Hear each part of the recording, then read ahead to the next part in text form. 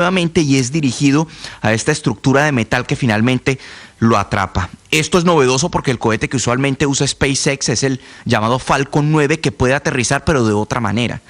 Pues eso funcionó, el problema fue con la nave Starship, porque a los 10 minutos, cerca de 10 minutos del lanzamiento, Starship empezó a experimentar problemas y fue cuando estalló, luego de separarse del cohete Super Heavy. Es la segunda vez consecutiva este año que este programa de Starship fracasa. Al ocurrir la explosión, se iluminó el cielo en Florida. Miles de personas empezaron a sacar sus celulares para grabar el momento posterior a la explosión y los restos del cohete cayendo, no solo en Miami. Este video, por ejemplo, que vamos a escuchar, lo grabaron desde las playas en Bahamas. I just saw that Starship blew up. There it is.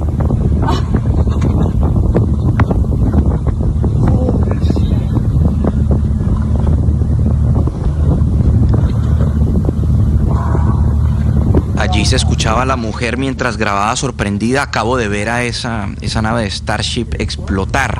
Las operaciones en 4 aeropuertos de Florida se suspendieron unos 45 minutos. Aeropuertos como el de Miami, el de Orlando, el de Fort Lauderdale, también el de Palm Beach. En 3 de estos aeropuertos, cabe destacar Miami, Orlando y Fort Lauderdale, todos tienen operaciones de vuelos desde Colombia y hacia Colombia. Pero en todos, al parecer, no hubo afectaciones sobre los vuelos provenientes de nuestro país. La mayoría, hay que decirlo, son en horas de la tarde los que llegan de Colombia. Hay uno desde Medellín que aterrizó a las 7 de la noche, que es el más cercano a la hora en la que se suspendieron las operaciones, pero pudo aterrizar satisfactoriamente. Ese fue el más tarde que aterrizó de todos los que provienen de Colombia. Recordemos entonces que el costo total de este proyecto, que es un ensayo y error para Elon Musk, es de unos $10.000 millones, con el objetivo de llevar tripulantes a Marte en el año 2028-2029. Néstor.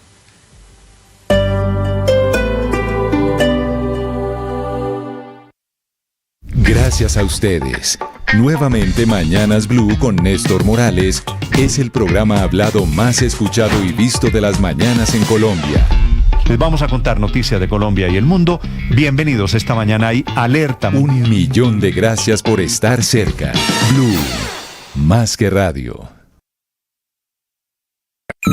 Escanea este código y suscríbete a nuestro canal de YouTube, @Blue Radio Co. Y disfruta y participa de la programación de Blue Radio. Blue Radio, le ponemos cara a la radio. Blue Radio, la alternativa. Hola, los invitamos a escuchar el podcast ELN Entre Fusiles y Diálogos, 60 años de la guerrilla más vieja de América Latina, un podcast que pueden escuchar ya en todas las plataformas de audio. Si quieren entender la historia del ELN, cuándo comienza y cómo ha llegado al punto donde ha llegado, que tiene hoy en jaque no solamente el proceso de paz, sino toda una cantidad de personas y de comunidades confinadas.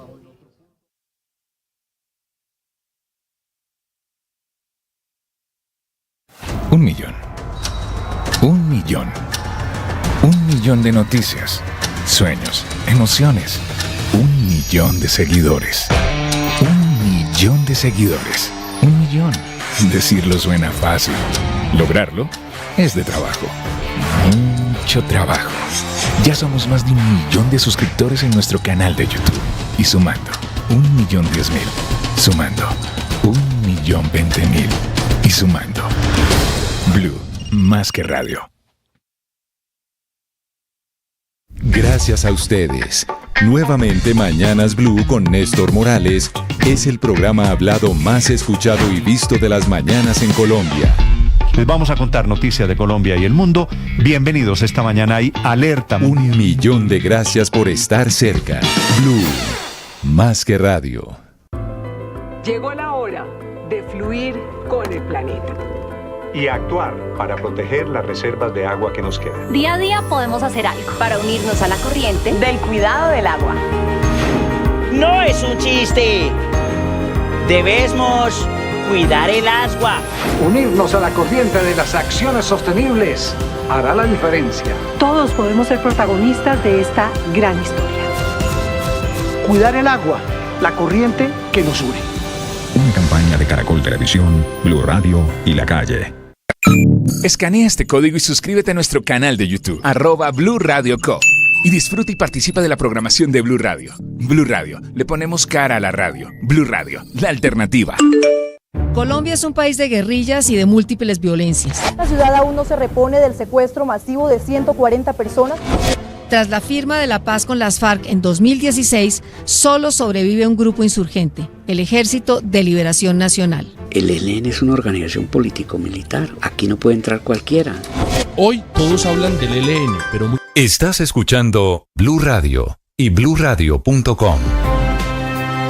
7 de la mañana, 6 minutos. Sobre la crítica situación de orden público en el departamento del Cauca, está poniendo esta mañana, hace algunos segundos, desde el Catatumbo, en donde está el ministro de Defensa Felipe, el general Pedro Sánchez, un mensaje diciendo que la gente que se presentó ayer en el departamento del Cauca como civiles, como campesinos, eran en realidad integrantes del grupo Carlos Patiño, que son disidentes de las FARC, disfrazados, vistiéndose de civil, para infiltrarse y atentar contra la integridad de nuestros uniformados, diciendo el ministro de Defensa esta mañana con razón que esto es un crimen de guerra, que fue una tentativa de homicidio, que hay una denuncia y una condena, que debe haber una denuncia y una condena enérgica del Estado por el secuestro de 29 miembros de la fuerza pública.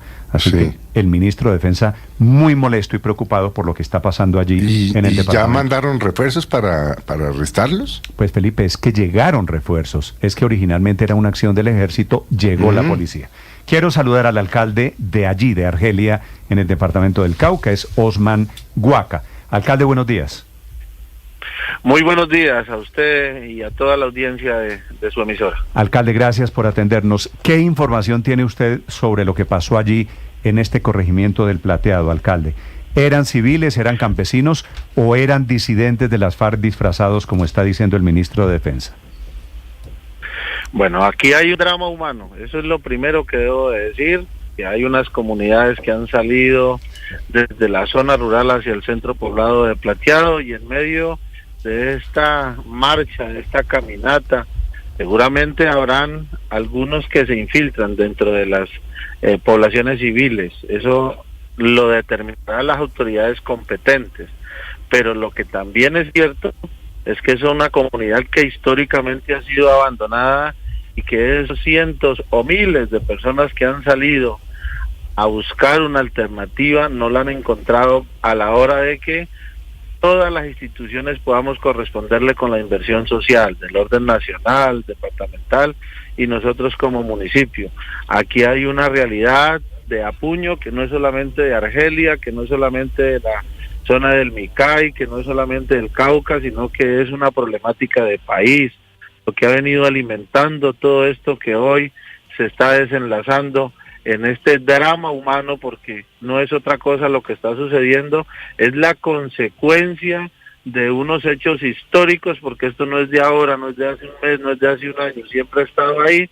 Lo que pasa es que ahora lo visibilizamos, y por eso aquí lo que tenemos que hacer es cogernos de las manos para que en el diálogo, en el entendimiento, en la comprensión, podamos colocarnos de acuerdo con las comunidades, con las autoridades, y no permitir que esto vaya a desembarcar en una tragedia peor de lo que ya está pasando. Nosotros estamos en camino hacia el centro poblado Plateado con el ánimo de poder conversar con los actores que ahí están haciendo presencia.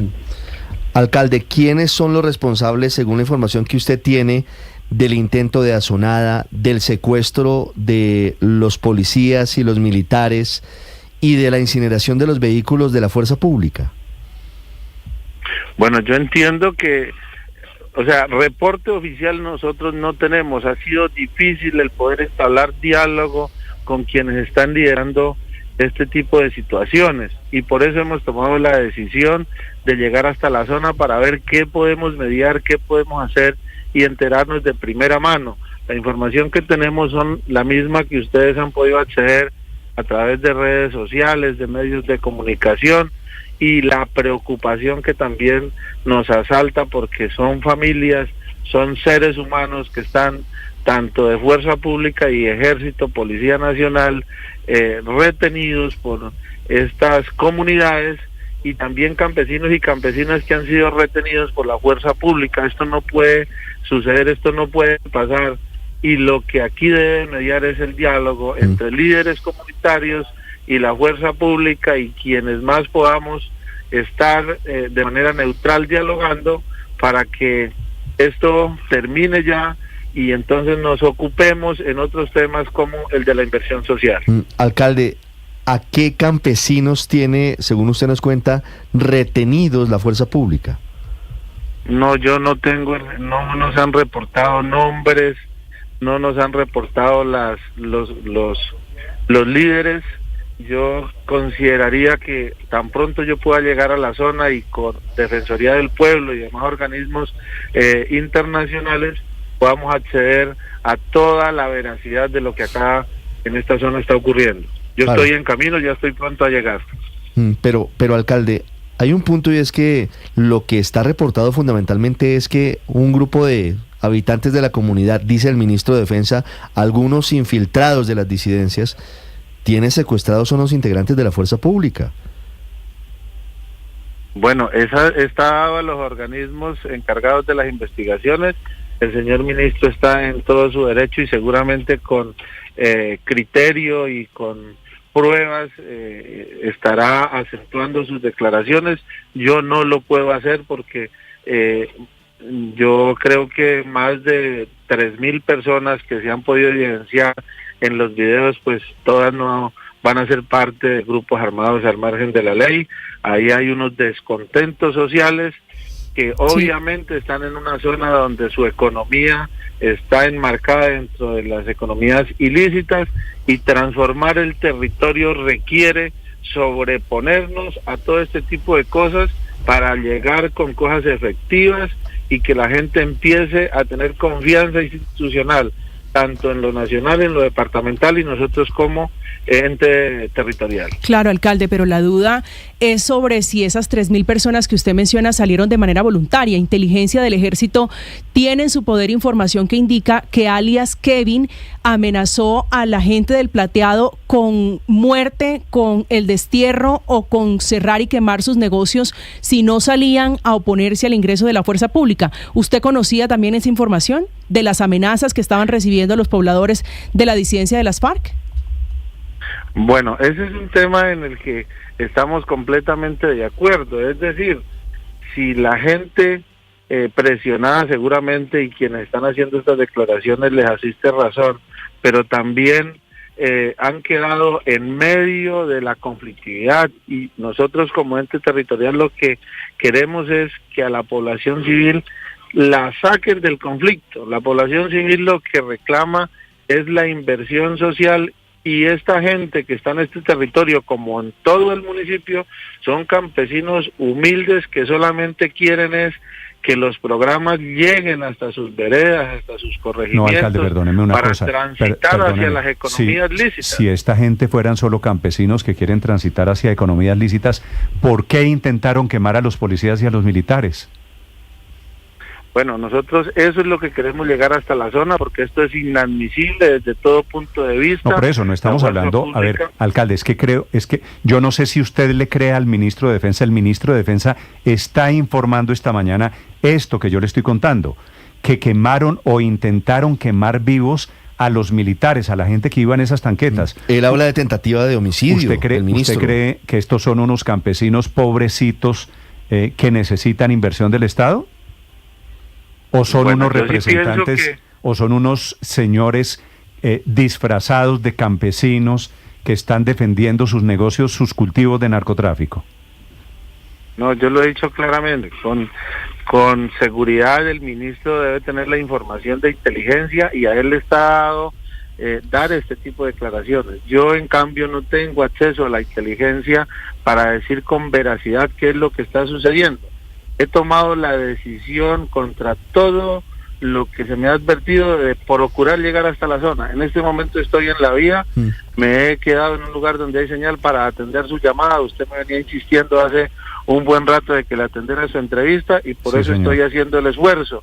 Voy hacia el corregimiento de Plateado, como debería hacer presencia toda la institucionalidad, para de primera mano enterarnos.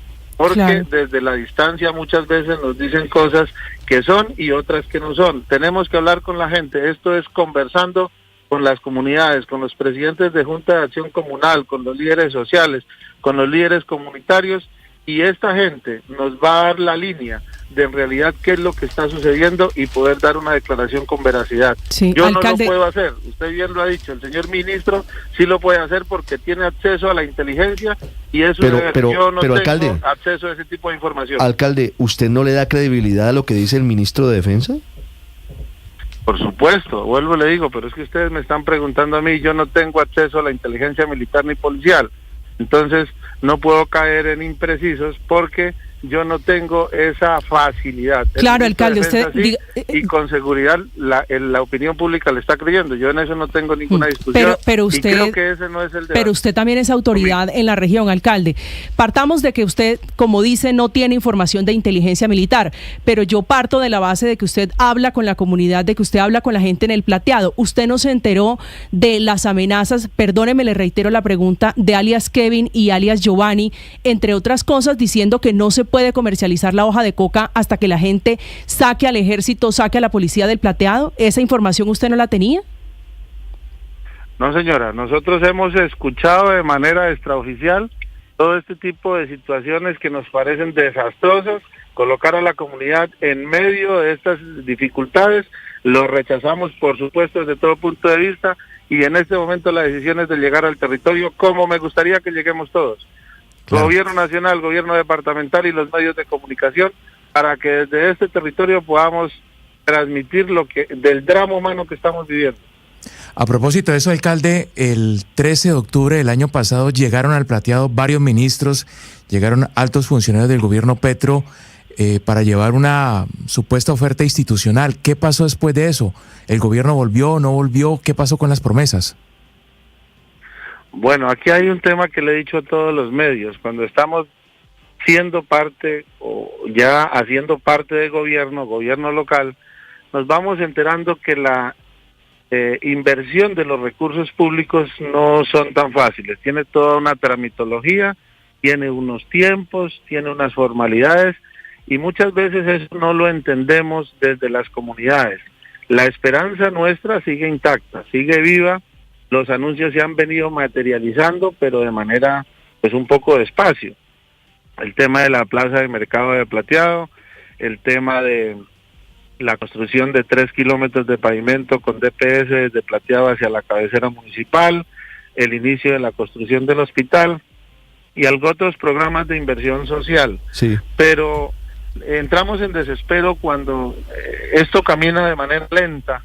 Y yo en ese sentido pues he pedido muchísima paciencia en las comunidades porque el gobierno nacional alcalde, ha mostrado su voluntad, sí, que falta más, es cierto, sí, pero que tenemos alcalde, que irlo caminando. Sí. Pero ¿no le parece que es un contrasentido que usted nos diga que lo que pide la comunidad en el Plateado es inversión social y la infraestructura pública terminen destruyéndola en azonadas como la de anoche, como la destrucción del puente que comunica el Plateado con la Hacienda? Claramente, pero es que aquí hay que hacer una claridad, es que el puente no lo ha destruido la comunidad. Yo creo que eso también ya lo conocen ustedes y lo conoce el país. ¿Qué fue lo que sucedió con la destrucción del puente que comunica desde el corregimiento de Plateado hacia todo lo que es el cañón del Micay, comunidades de allá hacia abajo como La Paz, como San Antonio Bajo, Medio y Alto, como Pambilal, La Emboscada, y que por ahí mismo conduce hacia la costa pacífica? Yo creo que pues la opinión lo conoce, no solamente fue ahora, la destrucción de este puente viene desde ya unos varios días anteriores en las que hubo también un tema de enfrentamiento entre los grupos y la fuerza pública. Pero el ministro de Defensa lo atribuye a este mismo episodio, es decir, dentro del contexto de lo que significa la instrumentalización de los civiles por parte de las disidencias, el ministro ubica esa destrucción del puente. Por eso le pregunto, ¿no es un contrasentido que usted nos diga que los campesinos de la zona piden inversión social y a pie juntillas estén destruyendo puentes como este?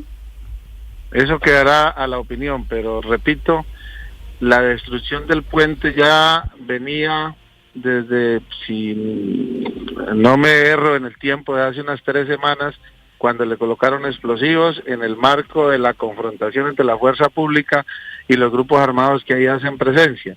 En esta ocasión, pues, también entiendo que hubo otra explosión en esa zona y acabaron de destruirlo, pero el puente ya venía siendo afectado. Habíamos hablado con la fuerza pública, con Ejército, para que en lo posible pudiéramos hablar de un puente militar para que todas estas comunidades se pudieran comunicar hacia la zona del Cañón del Micay. Sí, alcalde. No fue una afectación de ahorita. Alcalde, una pregunta final. ¿Quién manda hoy en el Micay? ¿Manda usted, manda el gobierno nacional o mandan los disidentes de las FARC? No, a nosotros no está dado el orden público, esa es una potestad del gobierno nacional. No le pregunté solo de orden público. Quiero saber quién ejerce control territorial en esa zona. En este momento está el Ejército Nacional, Policía Nacional, es a quien debemos de apoyar, por supuesto, y yo pienso con toda tranquilidad que este drama humano entre la parte social, las comunidades y el ejército es una de las cosas, pero aquí hay soberanía, aquí el ejército ha podido darle control a un gran territorio. Y si hay soberanía, ¿por qué están secuestrados 29 policías y militares? Bueno, esa pregunta, como ya lo he repetido en varios medios, es un tema que se tiene que dialogar para saber qué es lo que está pasando. Yo no he podido llegar y mientras no llegue habrán algunas preguntas que no podemos resolver, pero el control lo debe tener el Ejército Nacional, nuestra Policía Nacional, por supuesto.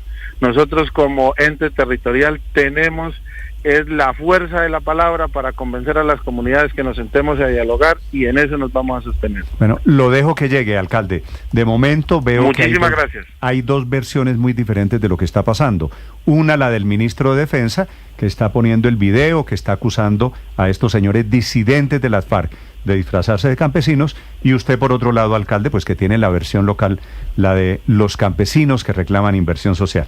Así que lo dejo que llegue, alcalde. Gracias. Muchísimas gracias, muy amable. Adiós, alcalde 722. Estás escuchando Blue Radio.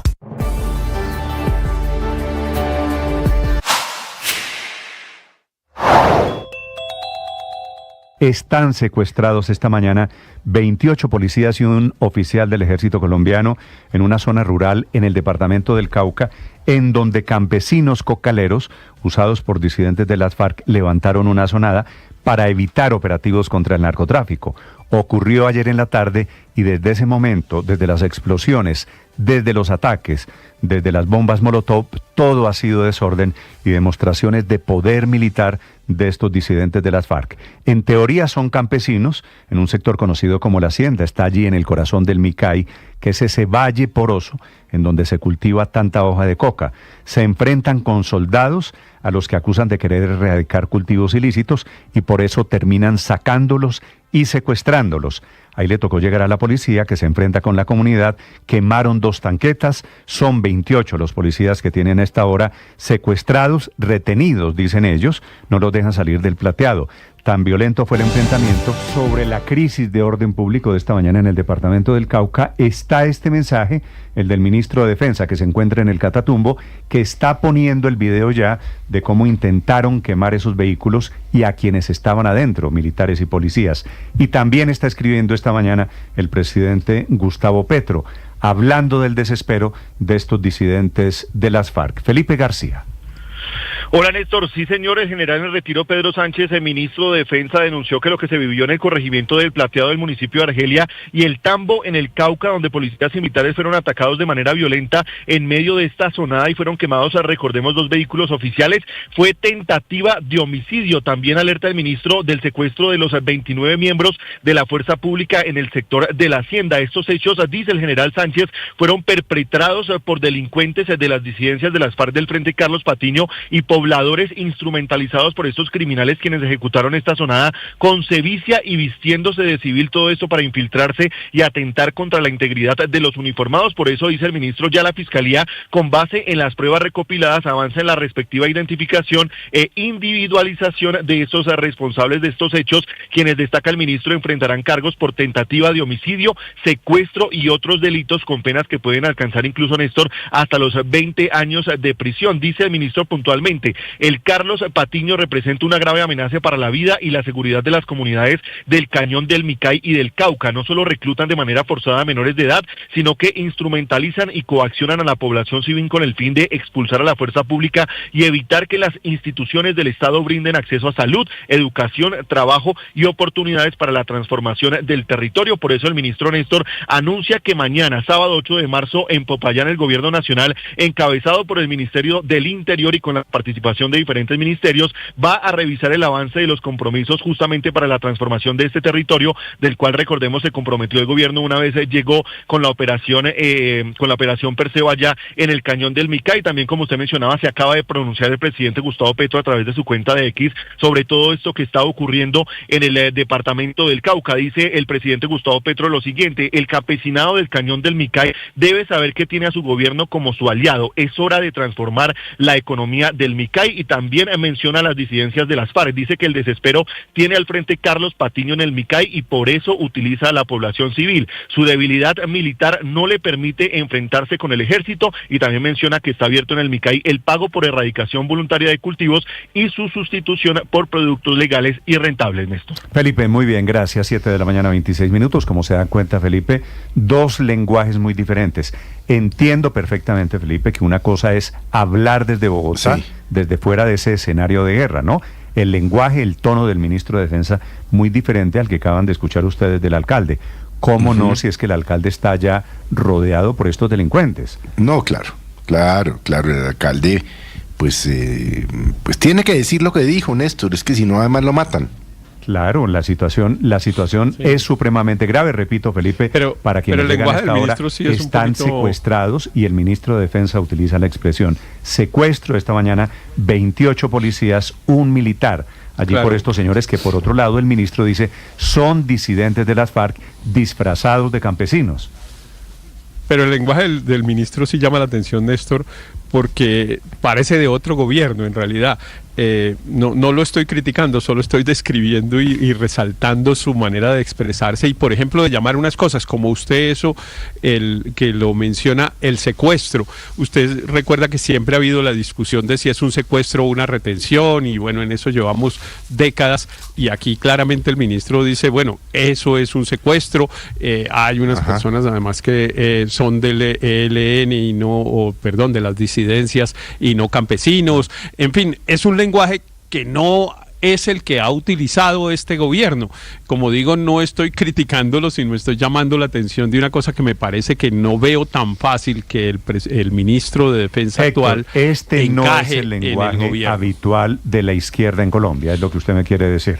Y tiene razón. Sí, señor, le agradezco mucho el resumen. Sí, pues obviamente, porque esto lo que quiere decir es, este señor es un ministro general de la Fuerza Aérea Colombiana, fue militar. Pero justamente para eso lo nombró Gustavo Petro, para que cambiara el tono contra estas organizaciones, para que le mostrara al país, por lo menos en forma, todavía no lo vemos en el fondo, que hay un cambio de estrategia, y es la manera más digna de darle santa sepultura a esa paz total que es tan fracasada y que yo creo que el presidente tiene muy claro que no funciona. Es decir, que una estrategia de negociación desde la debilidad jamás va a funcionar con unos delincuentes que están dedicados a traficar. Pero la gran pregunta, Néstor, es si va a ser posible recuperar el plateado, si va a ser posible recuperar ese canal de tráfico de drogas por el Pacífico, que como sabemos lo que hace es el abastecimiento de todas las organizaciones que mandan coca desde el Cauca, procesan por supuesto en esa zona, pero la mandan desde el Cauca hacia Centroamérica y México para que después entre a los Estados Unidos. Y yo la verdad veo que el país está todavía muy quedado atrás. El ejército tiene unas condiciones todavía demasiado precarias, y la inteligencia, porque aquí juega un rol muy importante la inteligencia, pues también, porque si no, no les hubiera pasado lo que les pasó ayer. No hubieran estado en semejante situación de vulnerabilidad los soldados que entraron. Luis Ernesto, acabo de hablar con el ministro de Defensa, que está en el Catatumbo, y me dice que mañana va para el departamento del Cauca, intentando nuevamente enviar el mensaje de que allí el Estado ejerce control. Ojalá logre articular las diferentes acciones del Estado. Total, porque el 13 de octubre del año pasado hubo un desembarco de los altos funcionarios del gobierno que se denominó Misión Cauca, y prometieron allá, entre otras cosas, hacer un hospital de segundo nivel. Lo que hay hoy en día son unas carpas de campaña, el tema de la plaza de mercado que no ha pasado de los estudios, unas carreteras, unas inversiones en escenarios deportivos que hasta ahora no se ha visto nada. Y el mismo exministro Velázquez en el consejo televisado reconoció, Néstor, que no se había logrado la articulación. Entonces, realmente no le ayudan al nuevo ministro de la Defensa en esa presencia articulada del Estado que ellos denominaron Misión Cauca, si nadie cumple con lo que le toca hacer y con lo que promete, porque entonces no hay una presencia estatal en el plateado y es muy difícil lograr que solamente a punta de acciones militares eso se recupere. Los que están cumpliendo de momento son los disidentes de las FARC, que ellos sí hacen su tarea y logran movilizar esta comunidad en contra del ejército y de la policía. Supuestamente eso estaba en cabeza de la doctora Laura Sarabia y de aquello nada. Claro, eso nunca se supo qué pasó. Fíjese cómo la interinidad y los cambios constantes en el gabinete también afectan la posibilidad de que el Estado actúe de forma cohesionada y coordinada, Aurelio, en el plateado y en el cañón del Micay. El exministro de Defensa Iván Velázquez, Aurelio, solamente una ayuda de memoria. En el pasado Consejo de Ministros, en el primero de los Consejos de Ministros televisados, termina reconociendo que no ha sido posible la intervención del Micay porque el Estado no ha sido capaz de articularse. Pero yo creo que más que articular, que coordinar. Bueno, ellos, claro, pero diferentes entidades, no solamente la fuerza pública. Pero lo que uno ve más que coordinar, que articular, que la respuesta a la pregunta que hace Luis Ernesto es sencilla. El gobierno, la política que el gobierno ha intentado aplicar con todos sus más y sus menos, no ha funcionado. Es decir, esto de la sustitución voluntaria de las hectáreas de coca el presidente no parece haber funcionado. Vuelve a hablar hoy de sustitución de cultivos. Claro, pero fíjese usted, Néstor, que eso no ha funcionado en el plateado, porque lo que usted ve, esto no nos neguemos, no nos engañemos, yo no soy muy amigo de utilizar el verbo instrumentalizar, no nos neguemos, aquí hay una simbiosis entre los grupos armados, el narcotráfico y la comunidad. Hay una economía de la coca funcionando allí y el gobierno de Petro, ni con la mano dura, ni con la mano blanda, ni con la articulación o la desarticulación, ha logrado realmente tomar un control de la zona. No sirvió disfrazar a Carlos Carrillo de recluta para que fuera ese día de octubre a decir que el gobierno había llegado y meter a la viceministra y a la doctora Miranda de sustitución en un carro tanque. Nada de eso sirvió. El gobierno no ha dado palos de ciego en esto. El gobierno tiene que sentarse a reconsiderar. Bueno, es la mano dura del general Sánchez, entonces hágale la Aurelio mano está informando el general la mano Sánchez, blanda de la sustitución. El ministro de Defensa está informando, Felipe, que él, dice el ministro de Defensa, no encabeza, como yo supuse, la delegación del gobierno mañana, Felipe, que la encabeza el ministro del Interior, Armando Benedetti, que me sorprende un poquito. Yo pensé que era el ministro de Defensa encabezando como cabeza de el Estado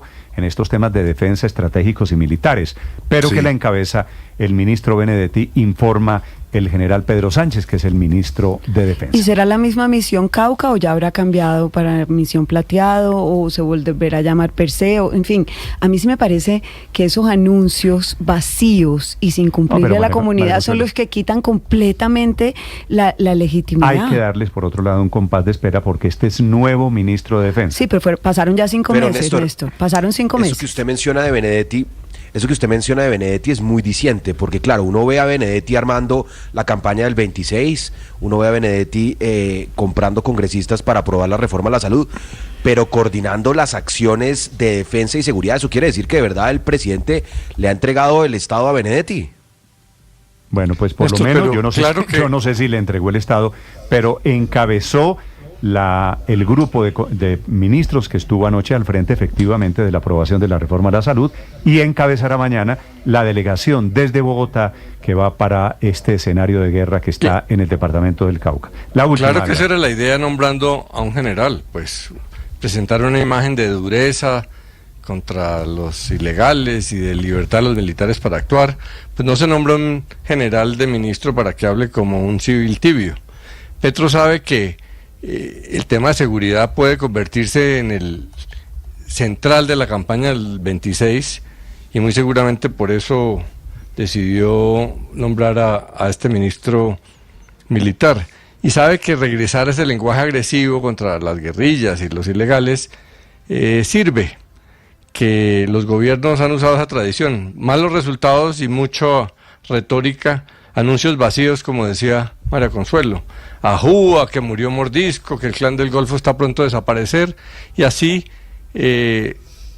poco le cobran los resultados. Entonces está recurriendo a la tradición de una posición dura en el lenguaje, que a veces sirve para tapar los malos resultados que vienen de hace tanto. A la JUA, si es lo que usted me quiere decir, vamos a terminar entonces. Gracias, Álvaro. 7:35 en Mañanas Blue. Estás escuchando Blue Radio.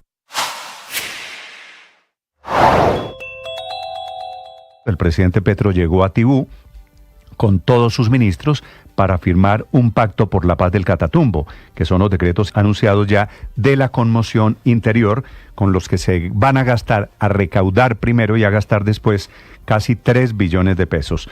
Fue un tenso y acalorado debate con los anfitriones, los campesinos, que le terminan reclamando al presidente Gustavo Petro, muy molestos porque él dijo en el Consejo de Ministros el lunes que esas organizaciones de campesinos allí están permeadas por las armas, subordinadas por las armas. Y llegó el presidente Petro y le reclamaron de frente. Fue otra sonada, otro levantamiento, con reclamos totalmente justificados, porque el presidente Petro generalizó, y como suelen salir las generalizaciones, salen mal. Se quejan de que el presidente los está estigmatizando, los está acusando de pertenecer a la guerrilla y de ser campesinos armados. Y les molesta que los comparen, como dijo el presidente Petro, y también él se lo repitió en la cara, con organizaciones de extrema derecha que están en contra de la conmoción interior.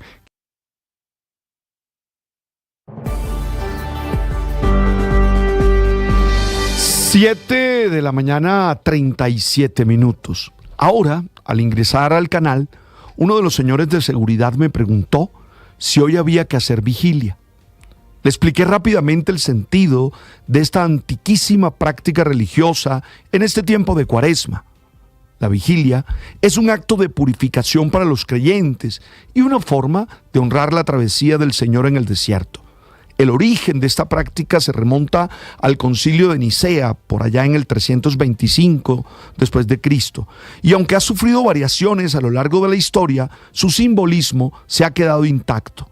Tradicionalmente consiste en no comer carne los viernes, porque en aquel tiempo este era un alimento costoso, mientras que el pescado era el alimento más barato, el alimento de los pobres. Lo que se ahorraba con esta abstinencia se destinaba como ayuda a los necesitados. La idea era que todos comiéramos como comían los pobres en ese momento. Hoy en día el sentido de la vigilia se ha ampliado. Más que dejar de comer carne, se propone realizar un sacrificio consciente que nos permita generar un espacio de crecimiento personal. Se trata de ayunar de algo que nos gusta mucho, que tiene poder sobre nosotros para poder tomar conciencia de nuestra fragilidad y dependencia. Saber que no somos absolutos, que necesitamos de los demás y de Dios. Eso nos lleva a vivir con mayor humildad. La experiencia del ayuno nos debe llevar a una mayor autonomía. Nada debería dominarnos al punto de quitarnos la libertad. Es un ejercicio de voluntad que nos recuerda que no somos dueños de nuestras decisiones y que ninguna costumbre, placer o apego debería gobernarnos. Somos dueños de nuestras decisiones. En un mundo tan lleno de distracciones y excesos, renunciar a algo nos ayuda a valorar lo esencial y a fortalecer nuestra capacidad de autodominio. La vigilia, como se llama, nos invita también a la solidaridad con aquellas personas que pasan necesidad, no por decisión, sino por las circunstancias de la vida. No se trata solo de privarse de algo, sino de transformar ese sacrificio en un acto de amor que ayude a otros. La Cuaresma nos ayuda a revisar nuestro corazón y a preguntarnos: ¿estoy viviendo sensible a la realidad de los demás? ¿Cómo puedo convertir mi renuncia en una oportunidad para ayudar? Más que un simple acto religioso, la vigilia es una oportunidad para crecer en conciencia, en libertad y en compasión, porque al final lo que realmente importa es que nosotros seamos conscientes de nuestra fragilidad. Las victorias y derrotas, la pasión y la afición en juego y los datos de lo último en deportes se lo presenta Mañanas Blue. Ya tenemos las 7 de la mañana, 40 minutos. Momento para hablar de deportes, momento para hablar de la Copa Sudamericana. Vaya juego único, duelo entre Junior y América que se vivió en el Metropolitano. Penalti que cobró Juanfer Quintero, se agrandó Mele, lo tapó el arquero uruguayo. Ahí era todo alegría para la gente del Junior de Barranquilla. Pero la verdad, la película tuvo dos historias. El primer tiempo, todo de América. Jan Lucumí, ante una asistencia de Vergara, puso el 1-0 y luego el propio Duván Vergara, ante una asistencia mágica de Juanfer Quintero, ponía 2-0 arriba a la Mechita. Así que se fueron al camerino, al descanso, todo perfilado para la clasificación del rojo caleño. Pero no, en la parte complementaria Junior creció, cambió la intensidad, la concentración de juego del América no fue la misma, y sí un Junior que primero encontró con Vaca una jugada de gol anulada por fuera de lugar. Eso lo indicó la tecnología. Bien apretada la acción, al final no fue validada, pero apareció un paraguayo, Guillermo Paiva, ante una asistencia de tacón de Vaca fenomenal para el 2-1, y el delirio en las tribunas del Metropolitano llegó ante la asistencia de Cariaco y el segundo tanto de Paiva. Fue el 2-2 tras el tiro de esquina y el cabezazo. Todo se fue a la serie de cobros desde el punto penal. Allí Cariaco acertó para el Junior, Juanfer Quintero para el América, vino Jordan Barrera, también anotó, al igual que Rodrigo Holgado. Estaba 2-2 la serie y venía Steven el Titi Rodríguez. Cobró para el Junior, atajó Soto.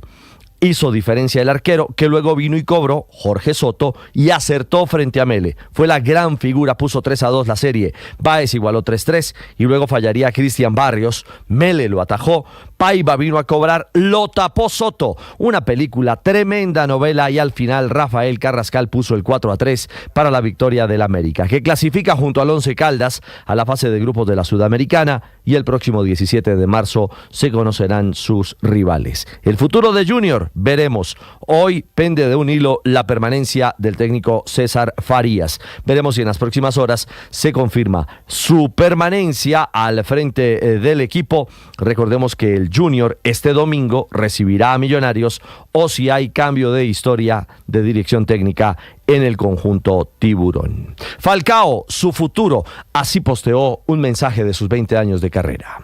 ¿Quién es el pibe de Falcao? Rodel García, Falcao, el colombiano, y dice que arriba es una vuelta para Belucci adentro, otro Falcao está. ¡Gol! Fue un recuento de varios minutos, de sus goles, de sus momentos, de su historia, y comienza el mensaje diciendo: hace 20 años el fútbol me regaló la oportunidad de vivir un sueño.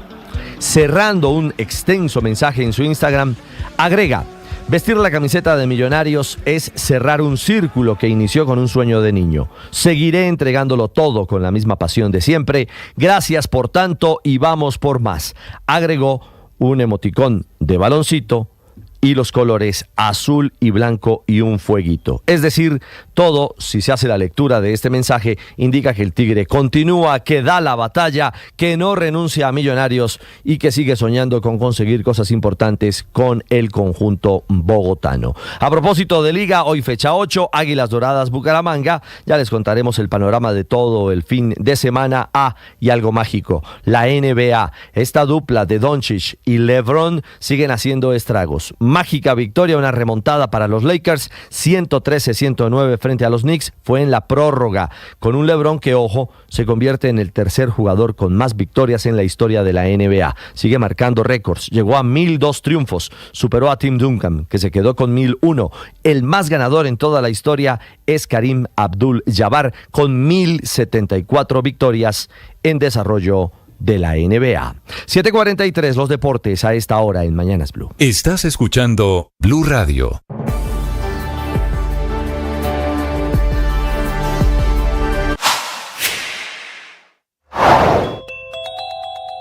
El cartel de la toga es el escándalo de corrupción más grande en la historia de la rama judicial, que consistió en la compra y venta de condenas y absoluciones por parte de una red delincuencial conformada por magistrados de la Corte Suprema de Justicia, altos funcionarios de la Fiscalía y otras entidades estatales, abogados y dirigentes políticos.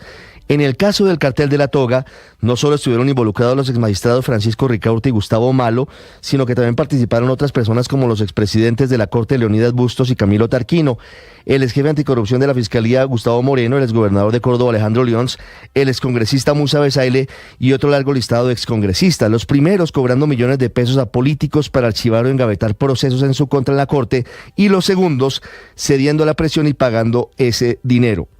8 años después de haber estallado este escándalo, se siguen conociendo sentencias como la de las últimas horas de la Sala Penal de la Corte, que dejó en firme la condena a 16 años y medio de cárcel contra... Esta mañana el ministro de Salud, Guillermo Alfonso Jaramillo, celebra la aprobación anoche de la reforma a la salud. Aquí, con Noticias Caracol, primera entrevista del ministro de Salud después de el triunfo. Es cierto, anoche ganó el petrismo, ganaron los parlamentarios que en la Cámara de Representantes apoyan al presidente Petro. Vendrá ahora el debate o los debates en el Senado de la República, con el ministro de Salud, Nicole Buitrago, y Juan David Ríos. Porque vamos a aclarar las dudas de lo que terminó de ser aprobado el día de ayer en la Cámara de Representantes, el debate a la reforma a la salud. Y por eso en nuestro tablero tendremos los puntos más importantes sobre esa transformación al sistema de salud, pero también lo que viene a nivel político. Nicole, buenos días. Juan David, buenos días. Por eso vamos a ir al grano con esta explicación y le damos la bienvenida a esta hora al ministro de Salud, Guillermo Alfonso Jaramillo, que hoy se conecta precisamente con nuestra audiencia para hacer este ABC. Bienvenido, ministro de Noticias Caracol. Un buen día para todos, un saludo especial para todos sus televidentes. Ministro, antes de iniciar con el articulado y lo que se aprobó, llama mucho la atención que se aprobaron en total 83 artículos, 61 como venían en la ponencia y 22 nuevos, pero ha llamado la atención que uno solo quedó eliminado y se trata de la escogencia de los gerentes de hospitales públicos por meritocracia, por concurso de méritos. Ministro, ¿por qué se tomó esa decisión de eliminar este artículo? Este es un artículo... Y recordemos que había antes elección por meritocracia, eso lo eliminó el doctor Alejandro Gaviria en el gobierno del doctor Santos, y pues hubo una importante solicitud por parte de alcaldes, de gobernadores, para que si estamos haciendo un trabajo grande de descentralización, que ellos puedan asumir cada uno la responsabilidad que le corresponde en cada uno de sus respectivos hospitales. Eso fue un acuerdo al cual se llegó con la gran mayoría de los parlamentarios. ¿Qué condiciones van a tener para poder escogerlos, ministro? Las mismas que han tenido. Es necesario que tengan experiencia, especialización en materia especialmente de manejo médico, las especialidades que se solicita y por supuesto ser personas que hayan tenido la experiencia necesaria. O sea, siguen los mismos requisitos. Lo único es que se deja en manos de gobernadores y alcaldes, como viene desde que cambió Alejandro Gaviria esta disposición. Vamos a entrar en materia con el contenido de lo aprobado, Juan David, y hablaremos del modelo. Ustedes proponen este modelo preventivo, predictivo y resolutivo. La ruta de atención al usuario van a ser los centros de atención primaria, las gestoras van a coordinar toda la red de atención y por supuesto también los dispensarios farmacéuticos, y ustedes hacen hincapié en que podrían ser las mismas EPS e IPS los que van a entregar esos medicamentos. ¿Qué va a pasar con la afiliación de los colombianos, ministro? ¿En manos de quién queda? ¿De los CAPS o de las gestoras? No, hay una situación que es supremamente importante. No desaparecen las EPS. Lo único que cambia es que las EPS no van a recibir los dineros como los reciben hoy. Esa intermediación se acaba. Y entonces los trabajos y toda la atención que hacen los hospitales y las clínicas se les paga directamente a ellos. Pero todos vamos a estar afiliados. Yo, por ejemplo, pertenezco a Sanitas. Tengo prepagada en Sanitas, voy a seguir afiliado. Todos y cada uno seguimos afiliados a nuestra nueva EPS y las EPS siguen siendo los responsables de nuestra atención en salud. Ministro, pero el dinero lo va a manejar la ADRES, él va a ser el pagador único y administrará el Fondo de la Salud. Además recibirá las contribuciones de todos los colombianos y pagará directamente a las IPS. ¿Cómo van a vigilar que no se desvíe ese dinero? Porque es que estamos hablando que está cerca de 90 billones de pesos que tendría la ADRES para manejar y auditar. No, la ADRES no audita. El ADRES ya viene haciendo esas funciones, porque a la ADRES llegan todos y cada uno de los recursos de nosotros. Entendamos que la salud nos la estamos pagando, somos cada uno de los colombianos. Todos pagamos impuestos. Los que tenemos trabajo agregamos un poco más a ese monto, pero todos, absolutamente todos estamos pagando nuestra propia salud. el más humilde de los colombianos como el más rico de los colombianos. Entonces ya la ADRES recibe los dineros. Lo único que cambia aquí es que en vez de tener que esperar a que la ADRES nos diga a quién hay que pagarle, le vamos a pagar directamente a las clínicas y los hospitales y a pagarles tempranamente. Nosotros siempre pagamos anticipadamente. Por ejemplo, esta semana ya se pagó todo el régimen subsidiado. Ya esta semana tiene que quedar todo el régimen subsidiado y comienza a pagarse semanalmente por anticipado. Entonces, las EPS, las hospitales y las clínicas van a tener los recursos que tanto necesitan. Ministro, esas dudas se quedaron en el tintero en el Congreso de la República. Oposición e independientes dijeron que el debate no existió porque no hubo una interlocución con el gobierno. Si quiere, veamos lo que dicen los congresistas de la oposición independientes al respecto. Se nota que Armando Benedetti ha llegado al Ministerio del Interior porque increíblemente el centro de la reforma se aprobó con apenas 2 intervenciones de parte de la bancada independiente y de la oposición, pero el resto un silencio absoluto ante artículos tan graves y ante micos que incluyeron que facilitarían la corrupción y que se sigan robando la plata de la salud. Vemos que hay un desfile de ministros en la plenaria de la Cámara, pero volvemos a insistir, el gobierno no se hace cargo de su proyecto. El gobierno sabe que está aprobando este proyecto, no con argumentos, no con razones de peso, no técnicamente, sino con la persuasión burocrática que ahora está a cargo del señor Armando Benedetti. ¿Qué decirle entonces, ministro, a estas preguntas? No, qué pena con los honorables parlamentarios, pero yo estuve cerca de 16 años en el Parlamento como representante de la Cámara y senador. Nunca he visto un proyecto de ley que haya tenido tanto debate. Recordemos que este ya había pasado y aprobado, y había sido aprobado por la Cámara, llegó al Senado y en la Comisión Séptima no se le quiso ni siquiera dar debate. Entonces vean ustedes cómo se puede decir que llevemos ya más de 2 años en este proyecto y se diga que no se ha debatido. Creo que eso cualquier persona lo puede entender claramente. No ha habido un proyecto con mayor debate que este. Otra cosa es que solicitan permanentemente que intervenga el gobierno. Sí. Es que el gobierno no es parlamento. Nosotros somos el Ejecutivo, es el Parlamento el que tiene en su sapiencia, en su profesionalismo y por supuesto en su responsabilidad que debatir el proyecto como lo hizo y por eso nos hemos demorado tanto, por tanto debate y tanta participación. Ministro, uno de los puntos más importantes que más le interesa a la gente es el tema de las actuales EPS. Se van a convertir en gestoras de salud y vida, van a coordinar los servicios. Usted ya lo decía, no van a manejar recursos, pero solo van a recibir el 5% de ese presupuesto asignado para coordinar toda esta red y van a empezar a funcionar como territorios. Puntualmente, ¿cómo va a ser eso, ministro, esta territorialización de las futuras gestoras de salud y vida y qué va a pasar con planes complementarios y, por ejemplo, con las prepagadas?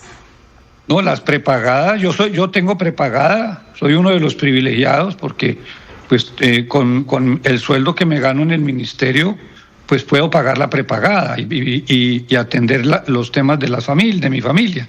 Pero no van a desaparecer, ¿no? De ninguna manera. Inclusive le hemos dado oportunidad a otros para que las tengan. Todos esos planes complementarios siguen existiendo, las EPS van a continuar con la labor que vienen realizando. Y una cosa muy importante, van a auditar cada una de las cuentas que llegarán a la ADRES para que sean pagadas oportunamente, anticipadamente a todos los hospitales.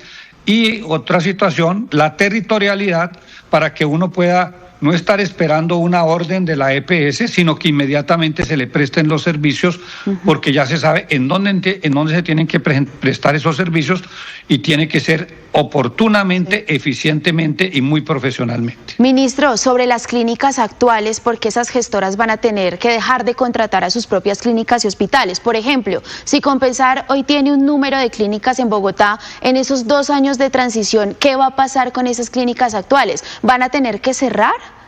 No, de ninguna manera, van a seguir operando.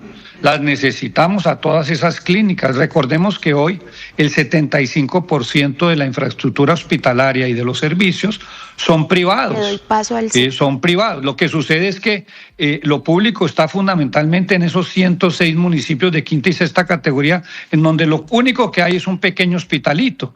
Pero todas las clínicas, inclusive, pues van a tener la oportunidad de seguir funcionando como lo vienen haciendo hoy y con todo ese profesionalismo y eficiencia para cada uno de sus respectivos afiliados. Estamos viendo un poco hacia el futuro porque este proyecto todavía le faltan algunos trámites en el Congreso y en la Corte. Pero ¿qué va a pasar con la crisis actual, ministro? Y antes de que me responda, escuchemos lo que está pidiendo hoy el sector salud.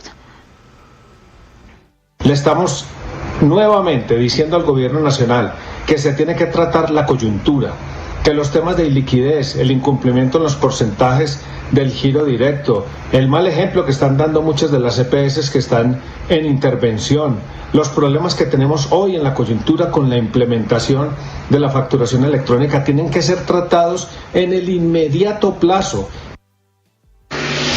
1. Desde Pacientes Colombia rechazamos tajantemente el pupitrazo que le dieron a la reforma al sistema de salud. 2. Esta reforma no resuelve los problemas estructurales que tiene el sistema. ¿De dónde vamos a sacar los recursos para hacer todo lo contemplado en la reforma? ¿De dónde vamos a sacar el talento humano? ¿Cómo vamos a saldar las brechas entre los pacientes que viven en lo urbano, lo rural, en la Colombia invisible? Y 3. ¿Cómo vamos a hacer para que los políticos no desvíen los recursos? Ministro, inmediato plazo, ¿qué va a hacer el gobierno? No, ahí la reforma es supremamente importante, primero porque entonces podemos hacer el giro directo que tanto pide el doctor Giraldo. Esa es una situación supremamente importante para ellos. También entra entonces a buscar solucionar todas las deudas que en este momento están pendientes, que vienen no de este gobierno, sino de gobiernos anteriores.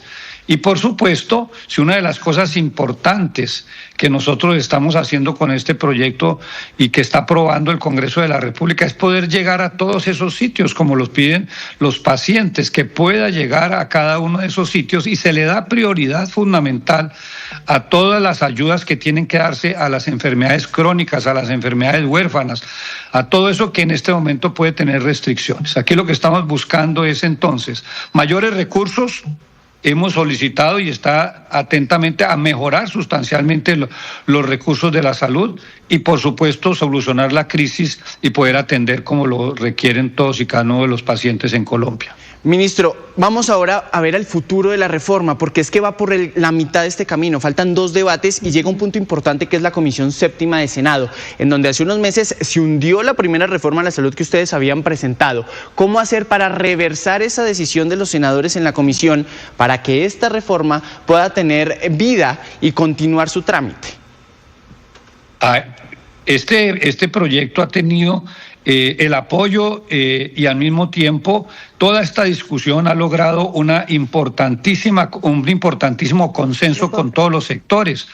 Y eso es lo que esperamos. Yo creo que ya hemos logrado atender las inquietudes de todos y cada uno de los diferentes sectores y por eso ha habido la posibilidad de que más rápidamente se pueda aprobar este proyecto, que espero también, y soy pues en este caso tengo casi la seguridad de que el Senado de la República, ya con todos los cambios, con todo lo que han aportado ellos mismos, senadores y representantes, este proyecto va a ser aprobado rápidamente por el Senado de la República. Bueno, ministro, muchas gracias por estar acá en Noticias Caracol. Los pacientes hoy están pidiendo... Nicole, gracias, Juan David. Nicole Buitrago, Juan David Ríos entrevistando al ministro de Salud. Felipe, como usted acaba de escuchar, el ministro destacando, por supuesto, como le corresponde, lo bueno que puede tener esta reforma a la salud. Lo de la meritocracia, Felipe, yo creo que es un golpe. Él le echa la culpa, Néstor, mire, echa la culpa a Alejandro Gaviria. Él pone el retrovisor con Alejandro Gaviria. No, pero ¿qué tiene que ver Alejandro Gaviria si es que el artículo, como venía y que ayer lo tumbaron, venía diciendo que los directores de las IPS o de las prestadoras de salud pues tenían que ser escogidos por meritocracia, y tumbaron eso y ahora los cogen, adivine Felipe, quién, a ver, Felipe, gobernadores y alcaldes. Pero le aclaro no es ahora, ¿no? Le aclaro lo de Alejandro. No es Gaviria. ahora, sino que hoy los directores de hospitales se eligen así. Héctor, a ver, dedo. Sí, es que eso era lo que había que acabar. Iba a cambiar, Héctor, iba a cambiar la reforma. Le aclaro lo de Alejandro Gaviria porque le pregunto a Alejandro Gaviria por qué el ministro lo menciona a él como excusa para decir eso lo acabó Alejandro Gaviria. Y entonces me responde Alejandro Gaviria y me dice que la ley del plan de desarrollo en el segundo gobierno de Santos le dio esa facultad a alcaldes y gobernadores porque los concursos para nombrar gerentes de hospitales y clínicas se habían corrompido y había subastas y pagaban 400 millones de pesos por un nombramiento. Y me dice él que la discusión actual no es sobre los concursos, sino sobre las condiciones mínimas para nombrar gerentes. Y eso fue lo que se cayó anoche en la Cámara de Representantes. Entonces volvemos a lo mismo. Volvemos a que son, con un sistema más público, que es lo que no dice el ministro, son los alcaldes y gobernadores los que van a elegir a dedo. ¿Se imagina la cuota burocrática? El padre Linero va a ser el gerente del hospital. Pero así se nombran hoy, Néstor. Claro, pero es que el sistema va a ser más público. Héctor, el sistema va a ser más público. Vamos a tener... Pero es que nada, en este caso no afecta que sea más o menos público, porque son los hospitales públicos en donde hoy se nombran así los funcionarios, se van a seguir nombrando de la misma manera.